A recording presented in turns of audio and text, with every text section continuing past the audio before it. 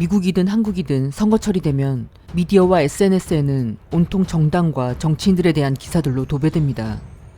국민 개개인은 스스로의 정치 성향에 따라 우파, 좌파, 보수, 진보, 친일, 친중, 친러, 친미 등의 단어로 자기 자신에게 정체성을 부여하고 같은 성향과 의견을 가진 사람들끼리 온라인상에 모여 청백전을 벌이게 되죠.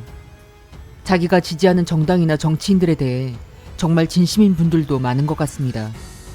선거 과정이나 결과에 대해 분노하고 싸우고 지지했던 정치인에게 배신감을 느끼며 실망하고 심지어 가족들과도 이런 문제로 의가 갈리는 분들은 그 마음이 일단 진심이었다는 얘기입니다. 저도 3년 전까지는 그랬던 것 같습니다. 지금으로부터 3년 전, 선거라는 것이 정반합을 좋아하는 그분들의 리그라는 것, 같은 기획사의 서로 다른 아이돌 그룹이 가요대전에서 경쟁하는 것과 다름없다는 것, 또는 같은 복싱 에이전시에 속한 두 권투 선수가 링 위에서 챔피언 타이틀을 걸고 피터지게 싸우는 것과 같다는 것을 깨달은 순간, 지금의 저는 어느 특정 정당이나 정치인을 지지하지 않습니다. 오히려 요즘과 같은 선거철이 되면 기획사 사장은 어떻게 대가리를 굴리고 있을까? 이번 타이틀 매치 전에는 과연 어떤 기업들을 동원할까? 다음 경기에 세울 후보 선수들은 누구일까?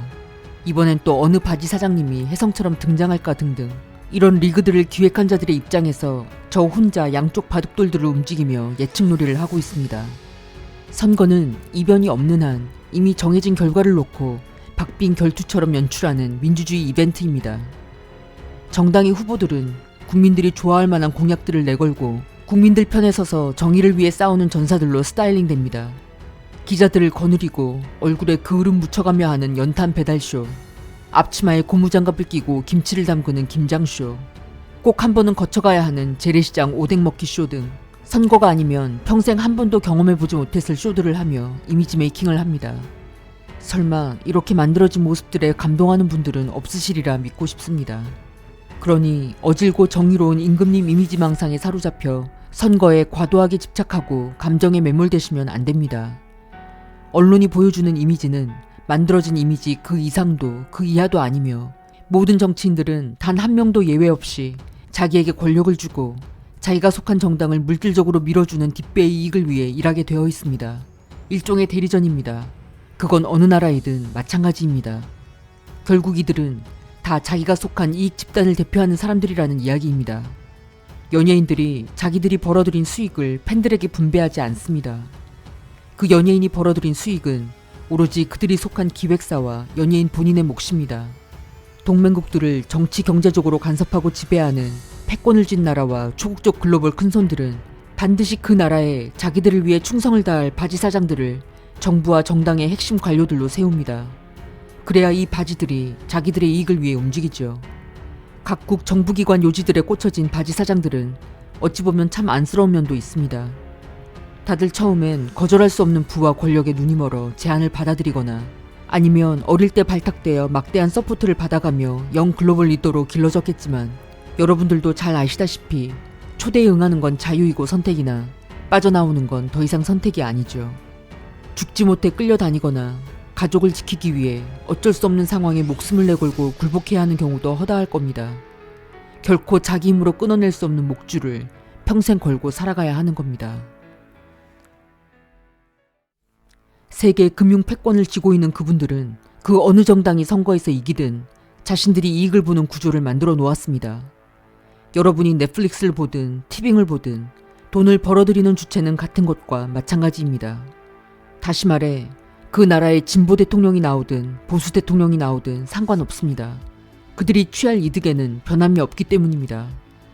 그러니 국민들만 서로 분열하고 대립하여 피터지게 싸우고 손해보는 장사가 바로 선거판입니다. 이미 게임을 주관하는 프로덕션 사장님은 여러분들의 입장료를 쓸어모아 침을 묻혀가며 쉴 새 없이 돈을 세고 있다는 걸 잊지 마십시오. 세상은 정의에 따라 움직이지 않습니다. 세상을 움직이는 건 안타깝게도 돈이며, 그 돈을 쥐고 세상을 움직이는 자들은 따로 있습니다. 따라서 선거는 정치인들의 싸움이 아닌 물주들 사이의 이익 다툼일 뿐입니다. 그러면 이 시점에서 여러분들께서는 아마도 이런 질문을 하고 싶으실 겁니다. 아니, 이미 바지 사장을 지들이 결정해놨으면 그냥 발표하면 되지. 왜 굳이 선거라는 절차를 밟아서 국민들을 기만하는 것인가? 그들 입장에선 당연히 선거를 치러야 하는 겁니다. 그래야 니들이 민주적으로 뽑은 지도자다. 앞으로 5년간 일어날 일들은 다 니들 책임이다라고 말할 수 있는 겁니다. 이런 식으로 그들은 선거 뒤에 숨을 수 있게 됩니다. 국민이 뽑은 대통령, 민중이 선택한 지도자. 이거 어디서 많이 본 문구 아닙니까? 맞습니다. 이러한 시스템은 이미 프랑스 혁명 시기부터 만들어졌습니다. 그러므로 친애하는 여러분, 선거철에 여러분들이 취해야 할 자세 역시 의도적인 무반응입니다. 그저 관전하십시오. 여러분은 목숨 걸고 싸울 필요도, 감정이 상할 필요도 없습니다. 각 장기말들이 나와 뭐라 하던 간에, SNS에서 사람들이 뭐라 떠들던 간에 그저 관망하고 게임을 하듯 즐기십시오. 현재 벌어지고 있는 사소한 선거전에 몰입하시지 마시고 멀리 보셔야 합니다. 어느 정당이 정권을 잡았다고 대한민국의 운명이 한순간에 바뀌는 거 절대 아닙니다. 대한민국은 동북아 정세라는 큰 국제적 흐름에 맞춰 움직이는 겁니다. 한국 정치에 몰입되지 말고 주변 정세를 보아야 합니다. 그 누가 집권을 하든 대한민국은 다문화 국가가 될 것이고 4차 산업을 주도하는 디지털 국가, 동북아 물류 허브 국가로 거듭날 것이며 AI 기반의 교육 시스템으로 바뀔 것이고 의료 민영화가 가속화될 것입니다.